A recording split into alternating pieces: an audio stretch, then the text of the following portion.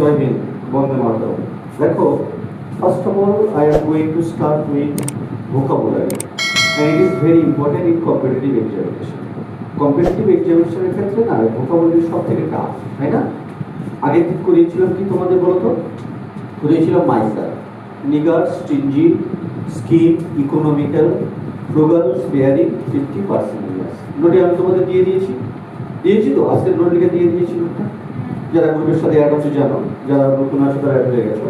আজকের যে টপিক, যে ভোকাবুলারি নিয়ে আমরা আলোচনা করবো, সেটা হচ্ছে কসাস।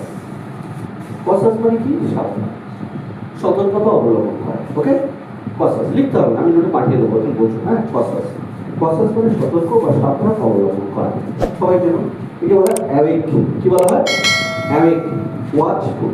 বলো অ্যাওয়েক, ওয়াচফুল। Awake, watchful. বলো স্পেলিং করো। Awake, watchful. Alert, vigilant. Alert, vigilant. Sympathy, empathy. তোমাদের মনে প্রশ্ন হবে, স্যার সিম্প্যাথি এবং এমপ্যাথির সঙ্গে সাবধানের কি সম্পর্ক আছে? মনে হবে, কিন্তু পরীক্ষায় পড়েছে সিম্প্যাথি ইকুয়াল টু সিনোনিম পড়েছে কসাস। মনে থাকবে সিম্প্যাথি আর এমপ্যাথি। তাহলে কি বললাম?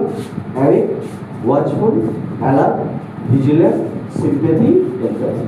Awake, watchful, alert, vigilant, sympathy and empathy.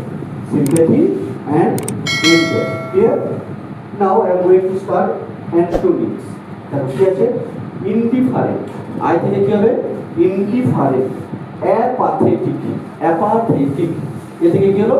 Indifferent, apathetic. Indifferent, apathetic. Careless. Careful হতে careless. Non-chalant. Careless, non-chalant. Careless, non-chalant. Careless, indifferent, apathetic, careless, non-chalant. Indifferent, apathetic, careless, non-chalant. Stoic কি বলা হবে? Stoic. Stoic মানে যে সুখে এবং দুঃখে উদাসীন ব্যক্তি। আমাদের যারা মং থাকে, তারা সন্ন্যাসী ব্যক্তি থাকে, তারা সুখ দুঃখের প্রতি তারা কিছু করে না। কি করে না? কি সুখ দুঃখে তাদের আনন্দ হয় না এবং দুঃখ হয় না। ওয়ান অফ সাবস্টিটিউশন করে যে what is stoic? Stoic is one who is indifferent. Indifferent মানে উদাসীন to pleasure and pain. Clear? One who is indifferent. তাহলে স্টোইক সম্বন্ধে ভেরি ইম্পর্টেন্ট। দেখো স্টোইককে কি বলা হয়? One who is indifferent. One who is indifferent to pleasure and pain.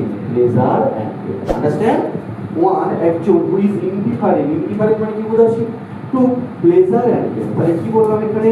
Indifferent, apathetic, callous.